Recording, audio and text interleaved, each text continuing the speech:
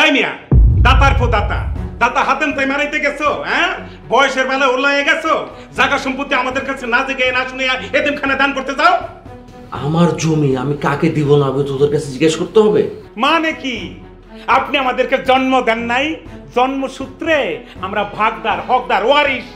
হ্যাঁ, আমি তোদেরকে জন্ম দিয়েছি, কিন্তু তোদেরকে মানুষ করতে পারে না। যেই ছেলে নিজের বাপের গায়ে হাত দেয়, বাপেকে তুচ্ছতা ছিল করে কথা বলে, সেই ছেলে কখনো ভালো ছেলে হইতে পারে না।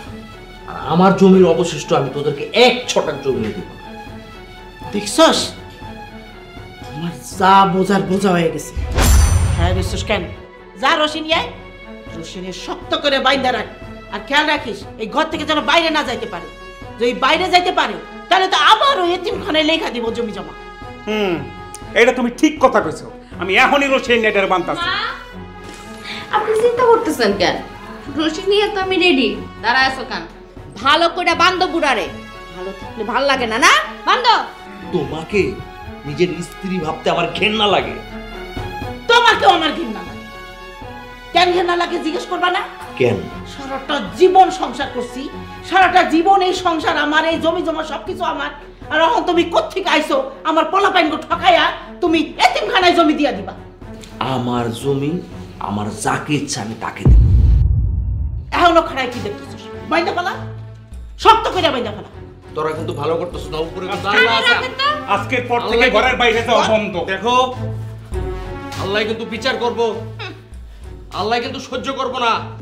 আমাকে বাইন্দা কোনো লাভ নাই, আমার জবান এক। বেশি তেরি বেরি করলে জবান বন্ধ করে একদম। কি করতেছো? আপনারা এত রশিদি বাঁধতেছো কেন? এই একদম আবেগ দেখাবি না, একদম ঠিক করতেছি। আমাদের জায়গা জমি সে এতিমখানায় দিয়ে দিবে। ভাইয়া, সম্পত্তি নিয়ে কি তুমি কবরে যাবা? আব্বার সম্পত্তি আব্বা যারে খুশি তারে দিবে, এই জন্য কি তারা এইভাবে অত্যাচার করতে হবে? এই তুইও তো ওই বেটার পক্ষে কথা কস। তোর সম্পত্তি না লাগতে পারে, কিন্তু আমার লাগবো। আমারও সম্পত্তির দরকার আছে। তোর যদি এতই মায়া লাগে, তোর সম্পত্তি তুই এতিমখানায় দিয়ে দে। আমার এক সুতাও ছাড়বো না। এরপরে যদি তুই বেশি বুঝতে যাস না, এরপর থেকে তোর সাথে আমার কোনো সম্পর্ক নাই। ভাইয়া, আমি একটু আব্বারে বুঝাই, দেখি কাজ হয় কিনা। তোমরা সবাই একটু বাইরে যাও, কাজ হইলেও হইতে পারে, যাও না একটু। ঠিক আছে, ভালো কইরা মাথার মধ্যে জ্ঞান দিয়া দিয়া বুঝা, বুঝছস? আই চল আসো।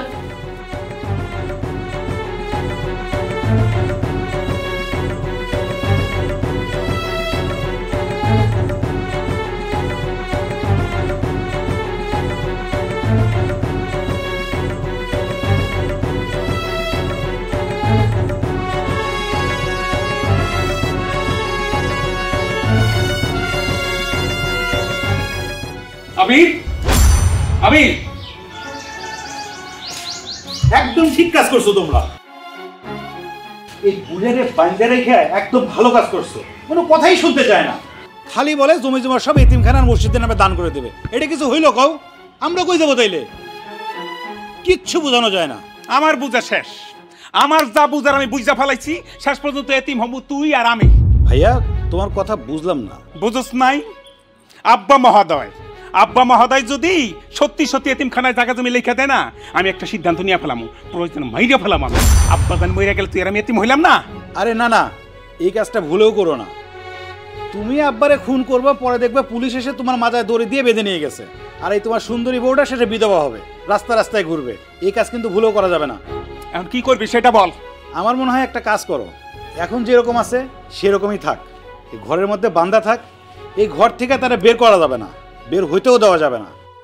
তাহলে ঘরের মধ্যে যদি সারাক্ষণ থাকে, তাহলে পায়খানা প্রসাব কেমনি করবে? ওর মধ্যেই করবে।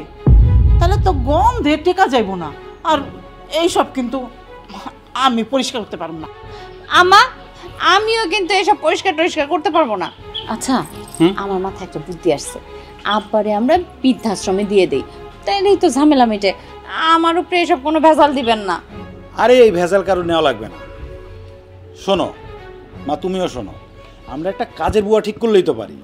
কাজের বুয়া থাকবে, সে সব কিছু করবে, ঘরদোর পরিষ্কার করবে, পায়খানা প্রস্রাব করলে সেটাও পরিষ্কার করবে, ঘরও নোংরা হবে না, কারো গন্ধও লাগবে না।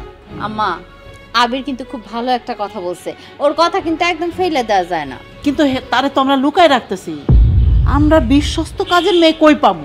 আরে খুঁজলে পাওয়া যায় না এমন কোনো কথা আছে নাকি? সবাই মিলে একটা কাজের বুয়া খুঁজি। মা তোমরা কেউ চিন্তা করো না, তোমরা সবাই খোঁজো, আমিও দেখতেছি কাজের লোক ঠিক পাওয়া যাবে। আমি দেখি কোথায় কাজের লোক পাওয়া যায়। আমি গেলাম। মাঝে মাঝে আমার কি মনে হয় জানোস, আমি কি আমার এই পোলাডারে পেটে ধরছিলাম? আরে এইসব এখন বলার দরকার নেই, ও তো অলরেডি আমাদের দল আইসা পড়ছে। শেষ পর্যন্ত বুঝতে পারছে যে বাপের লেঙ্গুর দেরা বসে থাকলে জীবনে কোনো উন্নতি হবে না। বুঝলেই ভালো। চল ভাত খাবি আয়।